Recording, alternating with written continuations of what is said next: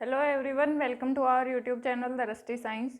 तो फिजिक्स का motion chapter हम कर रहे थे और मोशन चैप्टर के 2 पार्ट हम कर चुके हैं अपनी लास्ट वीडियो में। अगर आपने नहीं देखे हैं तो उनको ज़रूर देखें। और आज हम जो है मोशन चैप्टर का 3rd पार्ट करने वाले हैं और इस पार्ट में हम क्या पढ़ने वाले हैं, फोर्स के बारे में पढ़ने वाले हैं। तो सबसे पहले पॉइंट ये है कि फोर्स क्या होता है। द पुश और pull on an object with mass cause it to change its velocity. जब हम किसी भी बॉडी पे जो है पुश करते हैं या फिर उसको पुल करते हैं तो उसके ऊपर क्या होता है, उसकी वेलोसिटी के अंदर चेंज हो जाता है। जैसे कि डोर है, उसको हम अंदर की साइड पुल करते हैं तो वो ओपन हो जाता है, तो उसकी वेलोसिटी के अंदर चेंज हो जाता है। तो उस वेलोसिटी के अंदर चेंज होने को हम क्या कहते हैं, फोर्स कहते हैं। फोर्स एक वेक्टर क्वांटिटी है, एरो लगाते हैं इसके ऊपर, और ये वेक्टर क्वांटिटी है, इसलिए हम ये कह सकते हैं कि इसका मैग्नीट्यूड भी होता है और डायरेक्शन भी होती है। जैसा कि आपको पता है कि वेक्टर क्वांटिटी वो क्वांटिटी होती हैं जिसका मैग्नीट्यूड भी हो और जिसकी डायरेक्शन भी हो, और स्केलर क्वांटिटी वो होती हैं जिसकी कोई डायरेक्शन नहीं होती, ओनली मैग्नीट्यूड होता है। ठीक है, तो फोर्स क्या है, एक वेक्टर क्वांटिटी है। अगर इसकी एसआई यूनिट की बात करें तो फोर्स की जो एसआई यूनिट है वो न्यूटन होती है। न्यूटन के अंदर हम फोर्स को मेजर करते हैं, जो है 1 न्यूटन 10⁵ डाइन के बराबर होता है। डाइन क्या होती है, इसकी फोर्स की ही सीजीएस यूनिट होती है। तो न्यूटन क्या है, एसआई यूनिट है, और डाइन जो है वो क्या है, इसकी सीजीएस यूनिट है। और 1 न्यूटन जो है 10⁵ डाइन के बराबर होता है। ठीक है, अब आता है टाइप ऑफ फोर्सेस। कितने टाइप के फोर्स होते हैं, तो वैसे तो बहुत सारे फोर्सेस होते हैं। यहाँ पे हम जो मेन फोर्सेस होते हैं और जिनके बारे में जो है कॉम्पिटेटिव एग्जाम में पूछा जाता है, वो उसी के बारे में हम डिस्कस करेंगे।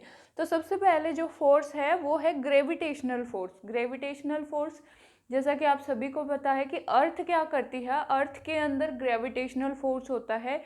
कोई भी 2 ऑब्जेक्ट जिनका अपना मास है वो क्या करती हैं, एक दूसरे को अट्रैक्ट करती हैं। उस अट्रैक्शन की जो वजह होती है वो क्या होती है, ग्रेविटेशनल फोर्स होती है। ग्रेविटेशनल फोर्स एफ से मान लो हमने इसको डिनोट किया है, तो ग्रेविटेशनल फोर्स जो है क्या होता है, उन दोनों ऑब्जेक्ट के मास के डायरेक्टली प्रोपोर्शनल होता है। मास, जैसे कि 2 ऑब्जेक्ट हैं जिनका अपना एक मास है, तो हम क्या करेंगे, उन दोनों के मास के प्रोडक्ट के डायरेक्टली प्रोपोर्शनल होता है। एक तरीके से जितना ज़्यादा मास उतनी ही ज़्यादा उसकी ग्रेविटेशनल फोर्स की वैल्यू। और क्या होता है, उनकी डिस्टेंस के क्या होता है, इन्वर्सली प्रोपोर्शनल होता है। तो डिस्टेंस जितना ज़्यादा बढ़ेगा उतना ही ग्रेविटी क्या होता जाएगा, उसका ग्रेविटेशनल फोर्स कम होता जाएगा। अब सबसे अर्थ है, तो अर्थ का मास जो है वो बहुत ही ज़्यादा है। अर्थ क्या करती है, हर एक ऑब्जेक्ट से ज़्यादा मास है तो ये हर एक वस्तु को क्या करती है, अपनी तरफ अट्रैक्ट करती है, और उस अट्रैक्शन की वजह जो होती है वो ग्रेविटी होती है। जैसे ही अर्थ से दूर जाते हैं तो वहाँ पे ग्रेविटेशनल फोर्स कम होता है। तो वहाँ पे क्या है, वस्तु जो है बहुत ज़्यादा ऊंचाई पे जाने पर वापस अर्थ के ऊपर नहीं आती। अगर जैसे कि आपने देखा होगा, जैसे सैटेलाइट होते हैं तो उनको ऑर्बिट के अंदर इस टाइप से फिट किया जाता है कि ओवरऑल जो फोर्स है वो उसका बैलेंस हो और ग्रेविटी की वजह से वो वापस से अर्थ पे आके ना गिरे। तो ग्रेविटेशनल फोर्स जो है बहुत ही इम्पोर्टेंट फोर्स है।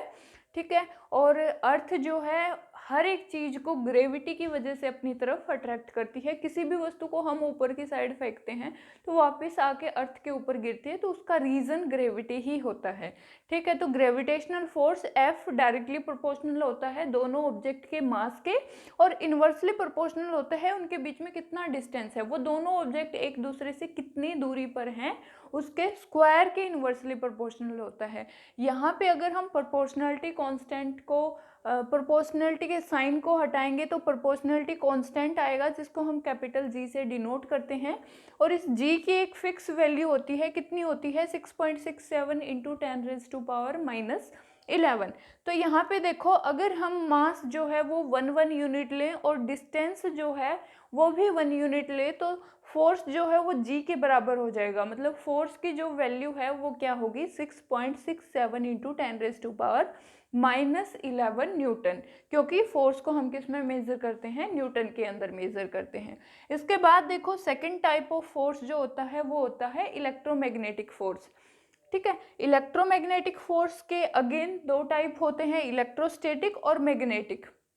ठीक है।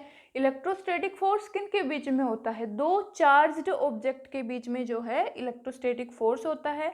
मान लो Q1 और Q2 क्या है, दो चार्जेस हैं अलग अलग, जो कि एक डिस्टेंस के ऊपर रखे हुए हैं, तो उनके बीच में एक फोर्स लगेगा। उस फोर्स को हम क्या बोलेंगे? इलेक्ट्रोस्टैटिक फोर्स बोलेंगे। इलेक्ट्रोस्टैटिक जो फोर्स होता है वो क्या होता है? डायरेक्टली प्रोपोर्शनल होता है उन चार्जेस की प्रोडक्ट के।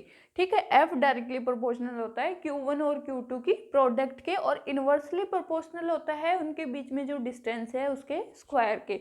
मतलब F जो है डायरेक्टली प्रोपोर्शनल होता है Q1 Q2 के, और इनवर्सली प्रोपोर्शनल होता है उनके बीच के डिस्टेंस के स्क्वायर के। अगर हम प्रोपोर्शनलिटी के साइन को हटाएं तो 1/4 पाई एप्सिलॉन होता है। ठीक है, ये क्या है? प्रोपोर्शनलिटी कांस्टेंट है और इसकी भी एक फिक्स वैल्यू होती है। और एप्सिलॉन जो है यहाँ पे क्या बोला जाता है? परमिटिविटी बोला जाता है। ठीक है, तो एप्सिलॉन यहाँ पे परमिटिविटी है, और इलेक्ट्रोस्टैटिक जो फोर्स हो जाएगा उसको हम F से डिनोट करेंगे, और वो 1/4 pi epsilon Q1 Q2 upon R के स्क्वायर के बराबर होता है। उसके बाद देखो क्या है? Magnetic force. मैग्नेटिक फोर्स के अंदर क्या होता है? दो ऑब्जेक्ट हैं जिनका अपना मास है, तो मैग्नेटिक फोर्स भी क्या होता है? M1 M2 के डायरेक्टली प्रोपोर्शनल, उन दोनों ऑब्जेक्ट के मास के डायरेक्टली प्रोपोर्शनल होता है, और उनके बीच में डिस्टेंस के इनवर्सली प्रोपोर्शनल होता है, डिस्टेंस के स्क्वायर के इनवर्सली प्रोपोर्शनल होता है। यहाँ पे अगर हम प्रोपोर्शनलिटी के साइन को हटाएंगे तो 1/4 पाई म्यू जो है वो क्या आएगा? इसमें कांस्टेंट की वैल्यू की जगह आएगा। म्यू जो है यहाँ पे क्या है? परमिटिविटी। म्यू को हम क्या बोलते हैं? यहाँ पे परमिटिविटी बोलते हैं।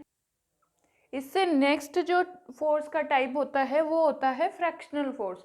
फ्रैक्शन फोर्स किसे कहते हैं? जिसको हम हिंदी में घर्षण बल बोलते हैं। तो दो ऑब्जेक्ट जब एक दूसरे के ऊपर घर्षित होते हैं, एक दूसरे के ऊपर फ्रैक्शन होता है उनके अंदर, तो जो फोर्स लगता है उसको हम क्या कहते हैं? फ्रैक्शन फोर्स कहते हैं। घर्षण बल लगते हैं जब दो ऑब्जेक्ट एक दूसरे के ऊपर इस टाइप से रगड़े जाते हैं, रब होते हैं, तो वहाँ पे क्या होता है?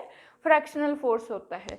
ठीक है, फ्रैक्शनल फोर्स के जो टाइप होते हैं वो होते हैं, एक सबसे पहले होता है स्टैटिक फ्रैक्शन, दूसरा होता है स्लाइडिंग फ्रैक्शन, और तीसरा होता है रोलिंग फ्रैक्शन। तो फ्रैक्शन फोर्स के इन टाइप्स के ऊपर एक क्वेश्चन हमेशा पूछा जाता है साइंस में। क्या होता है क्वेश्चन? सबसे पहले तो हम देखते हैं कि स्टैटिक फ्रैक्शन क्या होता है। स्टैटिक फ्रैक्शन क्या होता है, स्लाइडिंग क्या होता है, और रोलिंग क्या होता है। तो स्टैटिक क्या होगा? कोई भी ऑब्जेक्ट है तो उसको हम क्या करें? उसको अगर हम फ्रैक्शन करके लेके जाते हैं, उसको हम खींच के लेके जाते हैं, तो वहाँ पे क्या होता है? स्टैटिक फ्रैक्शन होता है। स्लाइडिंग क्या होगा? उसको पीछे से पुश करके, धक्का मार के उसको धकेल के लेके जाते हैं, सरका के लेके जाते हैं, तो उसको हम क्या बोलते हैं? स्लाइडिंग फ्रैक्शन बोलते हैं। और रोलिंग, किसी भी चीज़ को ऐसे घुमा के रोल करके लेके जाते हैं, वहाँ पे जो फोर्स लगता है, फ्रैक्शनल का फोर्स लगता है, उसको हम क्या कहते हैं? रोलिंग फ्रैक्शन कहते हैं। तीनों के अंदर डिफरेंस क्या है? देखो, सबसे पहले तो होता है स्टैटिक जो फोर्स होता है, जैसे कि कोई बहुत ही भारी सी वस्तु है और उसको ऐसे धकेल के लेके जाना बहुत ही मुश्किल है, तो स्टैटिक फ्रैक्शन जो है ये क्या होगा? सबसे ज़्यादा इसकी वैल्यू होगी। फ्रैक्शन क्यों होता है? जैसे कि दो ऑब्जेक्ट हैं, दोनों ऑब्जेक्ट के अंदर इरेगुलरिटीज प्रेजेंट हैं। वो इरेगुलरिटीज क्या होती हैं? एक दूसरे के अंदर पैक होती हैं, तो वहाँ पे वो ऑब्जेक्ट क्या है? उसको उठाना बहुत ज़्यादा मुश्किल है। अगर उस ऑब्जेक्ट का वेट बहुत ज़्यादा हाई है तो वो इरेगुलरिटीज इतनी एक दूसरे के अंदर पैक हो जाती हैं ज़्यादा वेट की वजह से, कि उसको उठाना बहुत ही मुश्किल हो जाता है। और फिर हम उसको क्या करते हैं? अगर हम उसको दूसरी जगह पे लेके जाते हैं तो उसके अंदर स्टैटिक फ्रैक्शन लगता है। स्लाइडिंग, किसी भी वस्तु को हम स्लाइड करके लेके जाएं, ठीक है।